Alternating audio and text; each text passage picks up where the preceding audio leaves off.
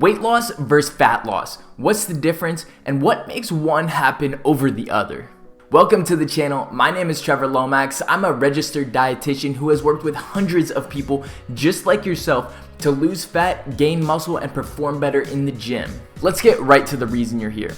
Weight loss versus fat loss. What's the difference? It may seem extremely simple, but weight loss is overall losing weight, which includes a lot of components. When we talk about losing weight, we're considering muscle mass, fat mass, water weight, brain mass, the weight of your blood, and everything in between. When we measure your weight with a scale, we're measuring everything on top of it. This could mean your clothes, or the food that you ate for breakfast sitting in your intestines, or the change in your pocket. In the other direction, this could mean that if you went to the bathroom or cut off a large amount of hair, then you could reasonably weigh less. So what about fat loss? When we say fat loss, we're just being more specific on what is being lost.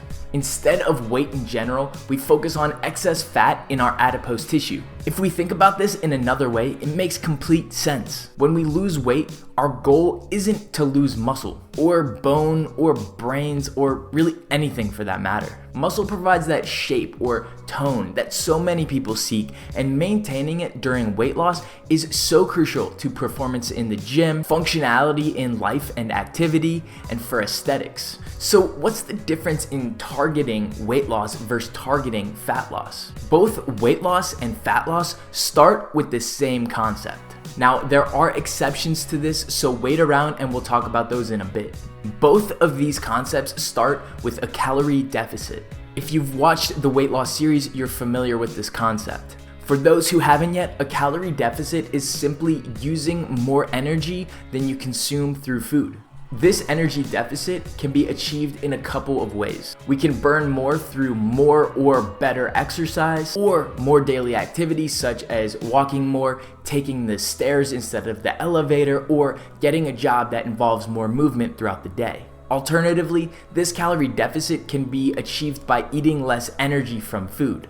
Usually, the best strategy involves both increasing the amount of energy that we burn and decreasing the amount of energy we eat through food. Doing this over time will help your body use extra energy stores that it has to fill the gap between what you're eating and what you're doing, and thus you'll lose weight. Fat loss, on the other hand, which we mentioned is more specific in the goal, is also more specific in the techniques to achieve it.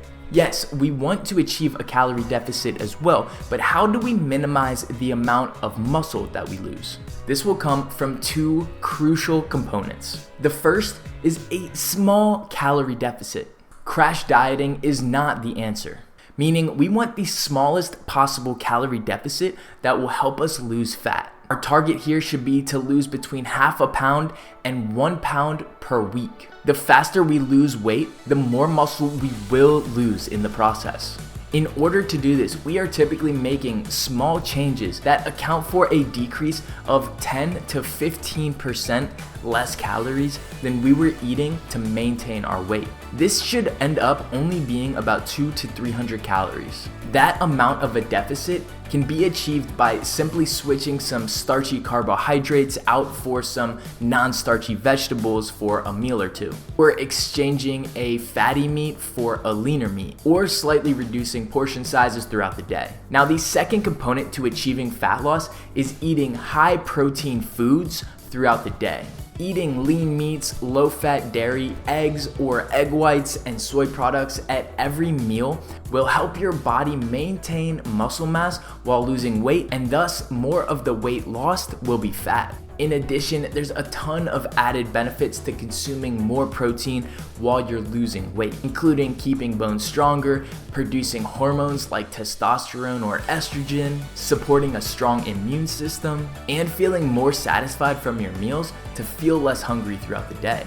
Most people will be successful aiming for 30 or more grams of protein per meal and snack, but larger individuals may want to aim for more like 40 to 50 grams. If you want a more specific amount for the day, then I recommend you aim for 2.0 to 2.7 grams of protein per kilogram of body weight. Now, I wanted to touch on those exceptions that I mentioned before. There are 3 specific exceptions where you can lose fat without being in a calorie deficit and without losing weight. The first is taking steroids, which for obvious reasons, I don't recommend. The second is if you are detrained, meaning at one point you were super fit, but you haven't worked out for like a long time. The third that many people watching this might be is new to training. If you haven't trained for long, or you've trained but you haven't trained that hard for that long, then you might be able to lose fat without being in a calorie deficit and without losing weight.